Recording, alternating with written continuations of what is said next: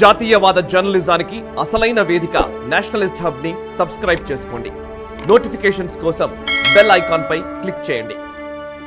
కర్ణాటకలో నీటి ఎద్దడి, బెంగళూరు అసలు చాలా దారుణంగా ఉంది. అసలు విజువల్స్ చూస్తుంటేనైతే భయంకరంగా ఉంది. ఏంటి దీన్ని సడన్ గా ఇది చాలా రోజుల నుంచి ఉన్నదాన్ని ఈసారి ఈ సమ్మర్కి అది పీక్స్లోకి వచ్చిందా, లేకపోతే రీజన్స్ ఏంటి? బెంగళూరులో నీటి ఎద్దడి గురించి మీరు ఏం చెప్తారు?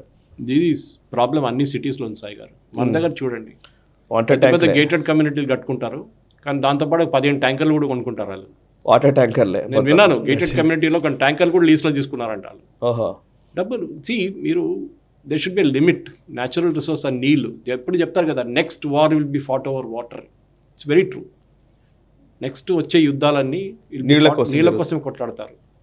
ఇది నీళ్లు మన దగ్గర లేనప్పుడే దాని విలువ తెలుస్తుంది. ఉన్నప్పుడు మనం దాని విలువ పట్టించుకోము అసలు. అవును, ఓకే. సో ఇక్కడ జరిగిన ప్రాబ్లం ఏంటంటే, సిద్ధరామయ్య గారి ఇంట్లో నీళ్ళు లేదు నిన్న. అవును, ముఖ్యమంత్రి గారి ఇంట్లో నీళ్ళు లేవు. డీకే శివకుమార్ బోర్వెల్ డ్రై అయిపోయింది అన్నాడు. ట్యాంకర్లు ఎన్ని ట్యాంకర్లు తెచ్చుకుంటారు సాయి గారు? మన దగ్గర కూడా చూడండి, చుట్టుపక్కల ఉన్న అన్ని ఏరియాల నుంచి అల్వాల్ వైపు మాకు తెలుసు, బొలారం వైపు, అల్వార్ వైపు, అక్కడ నుంచి పొలాల నుంచి నీళ్ళు తీసుకొస్తున్నారు సిటీకి. సో లక్కీలీ అల్వాల్ సైడు నీళ్ళ ప్రాబ్లం లేదు, ఎందుకంటే ఒకవైపు ఆర్మీ ఉంది, ఇంకో సైడ్ ఎయిర్ ఫోర్స్ ఉందని చెప్పేసి వాళ్ళకి నీళ్ళు ప్రాబ్లం ఉండదు అక్కడ. కానీ సిటీ లోపలికి వచ్చేటప్పుడు మీరు మల్టీ స్టోరీడ్ అపార్ట్మెంట్లు కట్టుకుంటారు, 60 నెలలు, 60 స్టోరీస్, 70 స్టోరీస్. నీళ్ళు ఎక్కడి నుంచి వస్తుంది సాయి గారు? ఇది బెంగళూరు ప్రాబ్లం ఒకటే కాదు, చెరువులు పోయినాయి. Main reason is that. మన దగ్గర కూడా ఉండే అన్ని చెరువులు పేరున్నాయి, కానీ చెరువు ఎక్కడ లేదు అక్కడ. మళ్ళీ ఏమంటారు, వర్షం వచ్చినప్పుడు, వరదలు వచ్చినప్పుడు మా ఇంటి లోపల నీళ్ళు వచ్చిందంటారు. ఎట్లా రాదండి? మీ చెరువు లోపల ఇల్లు కడితే మళ్ళీ నీళ్ళు అక్కడికి రావా? This is a warning even for people of Hyderabad. Simple, already నడుస్తుంది ప్రాబ్లం ఇక్కడ. మీరు ఫ్యాన్సీ బిల్డింగ్లు తీసుకుంటారు, అన్నీ తీసుకుంటారు, కానీ నీళ్ళు ఉందా లేదా అని అడగారు ఎప్పుడు. ట్యాంకర్లతో ఎన్ని రోజులు బతుకుతారు సాయి గారు? ఒకరోజు ట్యాంకర్ నీళ్ళు కూడా ఆగిపోతుంది. ఇప్పుడు మీరు కావాలంటే షామీర్పేట వైపు, అటు బౌరంపేట వైపు, మిగతా ఎక్కడి నుంచి నీళ్ళు తెచ్చుకుంటారు మీరు. లేకుంటే మీరు షాద్ దగ్గర నుంచి కూడా తెచ్చుకుంటారు, ఆ సైడ్ వాళ్ళు ఎన్ని రోజులు తెచ్చుకుంటారు.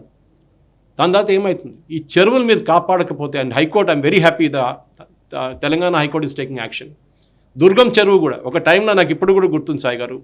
నేను first Times of India printing ప్రెస్కి వెళ్తున్నప్పుడు కొండాపూర్లో, అప్పుడు ప్రైవేట్ ఎంటిటీ ప్రింట్ చేస్తుండే ఆ టైంలో, అక్కడికి వెళ్తున్నప్పుడు మన దుర్గం చెరువు మాది ఇప్పుడున్న మాదాపూర్ పోలీస్ స్టేషన్ దాకా ఉండే, దాని నీళ్లు అక్కడ దాకా వస్తుండే. ఇప్పుడు ఏమైందండి? అయిపోయింది. అన్ని కబ్జా. హైదరాబాద్లో నీకు ఏ చెరువు కబ్జా చేయలేదని చెప్పండి. అన్ని చెరువులు కబ్జా చేస్తారు, మొత్తం డ్రైనేజ్ చెరువులు అయిపోయినాయి. నీళ్ళు అసలు ముట్టలేము, అది ఆ పరిస్థితికి వచ్చేస్తుంది. హెవీ మెటల్స్ అండ్ మెడిసిన్స్ ఉందంటున్నారు దుర్గం చెరువు లేక్లో. హైకోర్టు అబ్జర్వేషన్, నాది కాదు, pollution control board this one findings. అది ఒకటే కాదు, మీరు హస్మత్పేట లేక్ తీసుకోండి, మీరు అల్వాల్ చెరువు తీసుకోండి, మీరు ఏ చెరువు అయినా తీసుకోండి, ఎక్కడ అన్ని పొల్యూటెడ్ అయిపోయింది మొత్తం. సఫిల్గూడ చెరువు అంతే. కాపాడుకొని మీరు ఏం చేస్తారు, కాపరా లేక్ చుట్టూ వాకింగ్ ట్రాక్ కట్టేశారు. నీళ్ళు ఎట్లా వస్తుందండి లోపలికి, ఫ్రెష్ వాటర్? అది ఆలోచించారు, బ్యూటిఫికేషన్ చేస్తున్నారు. మన చెరువులు కాపాడకపోతే, హైదరాబాదు, బెంగళూరు అన్ని చెరువుల గురించి, హైదరాబాద్ ఎస్పెషల్లీ ఒక టైంలో చెరువులతో నిండుండే, ఇప్పుడు చెరువులు అన్నీ పోయినాయి. ఇప్పుడు ఉన్న చెరువులు మొత్తం నింపేసి కబ్జా చేసి నీళ్ళు ఎప్పుడు ఏడుస్తున్నారు, నీళ్ళు లేదని చెప్పేసి. బెంగళూరు జరిగిన అదే పరిస్థితి హైదరాబాద్లో కూడా జరుగుతుంది, ఆల్రెడీ జరుగుతుంది. కరెక్ట్. ఇంకా ట్యాంకర్ల మీద డిపెండ్ అయ్యామా? ఇప్పుడు రేపు ఆ ట్యాంకర్లకు కూడా నీళ్ళు దొరకవు, ఆ పరిస్థితి వచ్చేస్తుంది. Right sir, thank you very much Suresh Kochatla గారు. Thanks a lot sir.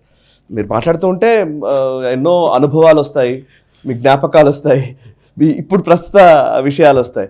So really ఒక మంచి భోజనం తిన్నట్టుగా ఉంటుంది. Thank you very much sir, thank you very much. ఈ వీడియో మీకు నచ్చినట్టయితే లైక్ చేయండి, 10 మందికి షేర్ చేయండి, అలాగే కామెంట్ల రూపంలో మీ అభిప్రాయాలను మాతో పంచుకోండి. Nationalist hub group of channels ను సబ్స్క్రైబ్ చేసుకుని తెలుగునాట జాతీయవాద జర్నలిజాన్ని ప్రోత్సహించండి. ఈ వీడియో కింద ఉన్న బెల్ ఐకాన్ పై క్లిక్ చేయడం మర్చిపోవద్దు.